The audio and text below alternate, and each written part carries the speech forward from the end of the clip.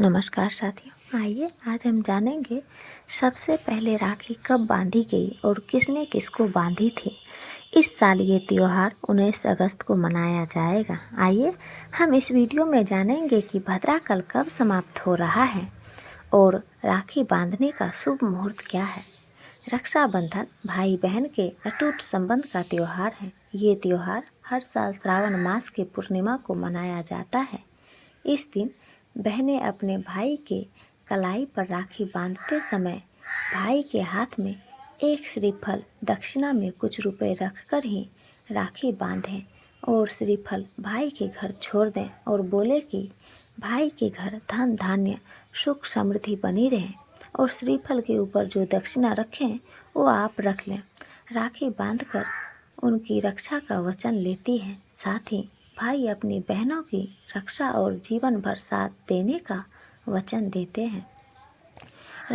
रक्षाबंधन सिर्फ एक त्योहार मात्र नहीं है, ये भाइयों और बहनों के बीच के संबंध को मजबूत करने का एक बहुत खूबसूरत जरिया भी है। यह त्योहार केवल भाई बहन के बीच का ही नहीं बल्कि रिश्तेदारों, दोस्तों और समाज के लोगों के बीच भी प्रेम और भाईचारे का प्रतीक है। इस साल ये त्यौहार 19 अगस्त को मनाया जाएगा। इस दिन लोग एक दूसरे को राखी बांधकर और मिठाइयाँ खिलाकर अपनी खुशी व्यक्त करते हैं। रक्षाबंधन का त्यौहार हमें सिखाता है कि हमें हमेशा अपने भाई बहनों और परिवार के लोगों की रक्षा करनी चाहिए।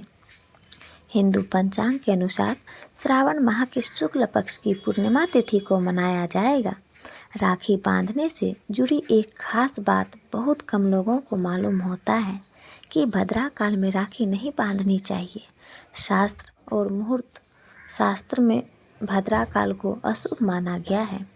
इस साल आखिर कब मनाया जाएगा, साथ ही ये भी जानेंगे कि भद्राकाल कब समाप्त हो रहा है और राखी बांधने का शुभ मुहूर्त क्या है।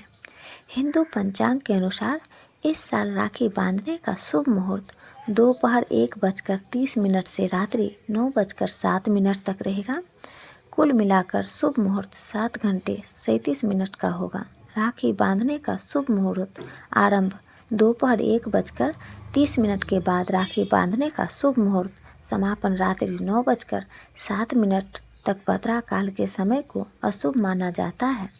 मान्यताओं के अनुसार इस दौरान कोई भी मांगलिक कार्यक्रम नहीं किया जाता है, जिसमें राखी बांधना भी शामिल है। भद्राकाल में राखी बांधने से भाई बहन के रिश्ते में तनाव आता है और मनोकामनाएं भी पूरी नहीं होती हैं। इसलिए रक्षाबंधन का पवित्र कार्य शुभ मुहूर्त में ही करना चाहिए। यही कारण है कि लोग राखी बांधते समय भद्राकाल का ध्यान रखते हैं और शुभ मुहूर्त में ही राखी बांधते हैं।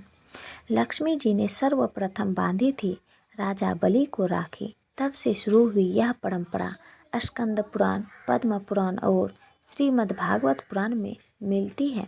कथा के अनुसार असुरराज दानवीय राजा बलि ने देवताओं से युद्ध करके स्वर्ग पर अधिकार कर लिया था और ऐसे में उसका अहंकार चरम पर था। इसी अहंकार को चूर करने के लिए भगवान विष्णु ने अदिति के गर्भ से वामन अवतार लिया और ब्राह्मण के वेश में राजा बलि के द्वार भिक्षा मांगने पहुंच गए। चूँकि राजा बलि महान दानवीर थे तो उन्होंने वचन दे दिया कि आप जो भी मांगोगे मैं वह दूंगा। भगवान ने बलि से भिक्षा में 3 पग भूमि का मांग ली। बलि ने तत्काल हाँ कर दी, क्योंकि 3 पग ही भूमि तो देना थी। लेकिन तब भगवान वामन ने अपना विशाल रूप प्रकट किया और 2 पग में सारा आकाश, पाताल और धरती नाप लिया। फिर पूछा कि राजन, अब बताइए कि तीसरा पग कहाँ रखूं? तब विष्णु भक्त राजा बलि ने कहा, भगवान आप मेरे सिर पर रख लीजिए। और फिर भगवान ने राजा बलि को रसातल का राजा बनाकर अजर अमर होने का वरदान दे दिया। लेकिन बलि ने इस वरदान के साथ ही अपनी भक्ति के बल पर भगवान से रात दिन अपने सामने रहने का वचन भी ले लिया। भगवान को वामन अवतार के बाद पुनः लक्ष्मी जी के पास जाना था, लेकिन भगवान ये वचन देकर फंस गए और वे वहीं रसातल में बलि की सेवा में रहने लगे। उधर इस बात से माता लक्ष्मी चिंतित हो गई। ऐसे में नारद जी ने लक्ष्मी जी को एक उपाय बताया। तब लक्ष्मी जी ने राजा बलि को राखी बांधकर अपना भाई बनाया और अपने पति को अपने साथ ले आई। उस दिन श्रावण मास की पूर्णिमा तिथि थी। तभी से यह रक्षाबंधन का त्योहार प्रचलित है। आज भी रक्षाबंधन में राखी बांधते वक्त या किसी मंगल कार्य में मौली बांधते वक्त यह श्लोक बोला जाता है।